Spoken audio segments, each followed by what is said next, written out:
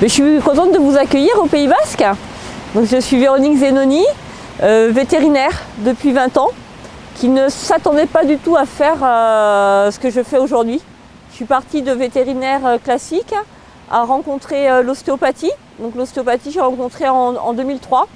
Et quand j'ai commencé à me former à l'école vétérinaire de Nantes, je ne m'attendais pas à pouvoir avoir autant de sensations et dans les mains, dans le corps et dans le cœur. Et ça a complètement revisité pour moi le métier. Et ça m'a redonné aussi confiance dans la relation qu'on peut avoir avec les animaux. C'est en vétérinaire classique, on a souvent une mise à distance et qu'on n'a plus du tout en ostéopathie. Et que le fait de soigner aussi en touchant ou sans toucher, mais surtout de voir l'animal qui réagit au fur et à mesure et qui va réagir aussi à nos pensées. Selon ce qu'on est en train de dire ou ce qu'on est en train de penser, l'animal va réagir, va mâchouiller, va déglutir, va s'étirer. Et c'est ce que j'aime bien partager aussi avec les gens, que les éleveurs arrivent à retrouver un lien avec leur animal et à retrouver une connivence. Et c'est une connivence qu'on retrouve avec soi-même. Il s'appelle comment? Sam. Sam. Sam.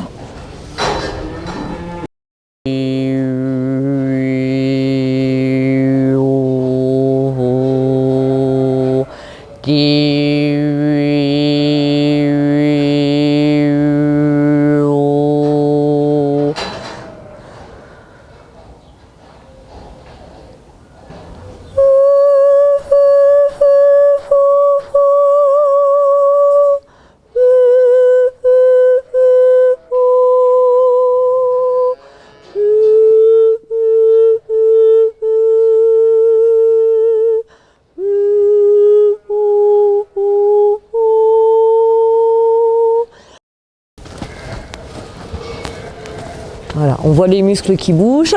Voilà, bonhomme. Oui, bravo. Bravo, mon bonhomme. Voilà.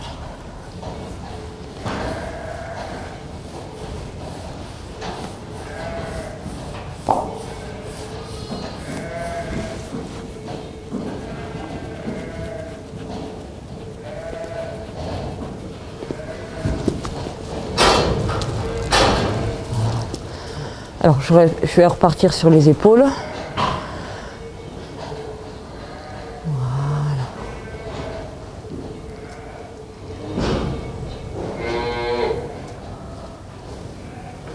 Oui, c'est bien.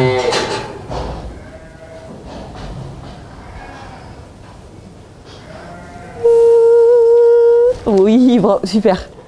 Super. Et ça a tout a bougé, hein. Ça a bougé du bout du nez et on a vu tous les muscles bouger tout du long.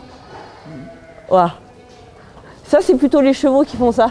C'est la première fois que je vois un taureau faire ça en fin de soins, quoi. C'est super. Il va falloir qu'on arrive à remonter à qu'est-ce qui lui est arrivé à la montagne. Donc, je ne sais pas si c'est... Parce qu'après, au retour de la montagne, on avait des prairies en pente, quoi. Ouais. Alors, comme c'est très mouillé cette année, je ne sais pas si c'est si elle a glissade glissé. ou... D'accord. J'ai pas vu, quoi, ce qu'elle a fait.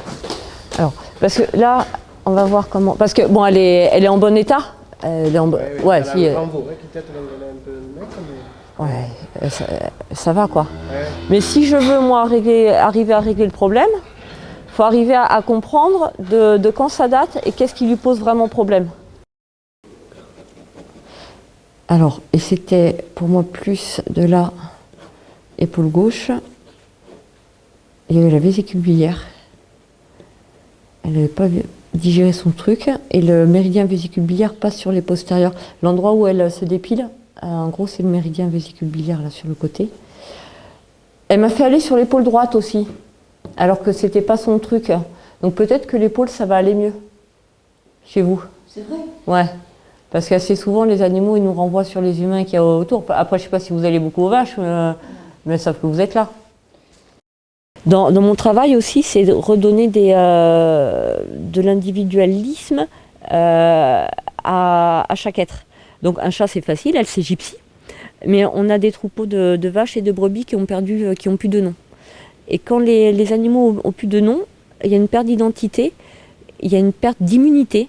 Et il y a aussi du coup pour les éleveurs une perte d'identité. Ils ont un travail qui est formidable, mais ils sont dans la culpabilisation, ils sont dans le déni de la beauté de leur travail. Ils se sont perdus aussi un peu, ils ont à se retrouver. Et parfois je les accompagne à redonner des noms, à retrouver, à oser avoir une relation d'individu à individu avec leurs animaux, ou individu humain avec globalité troupeau. Et le fait de renommer les animaux va régler des problèmes de déficit immunitaire, de maladies virales, mais ça redonne aussi ce lien humain-animal. C'est pas parce qu'on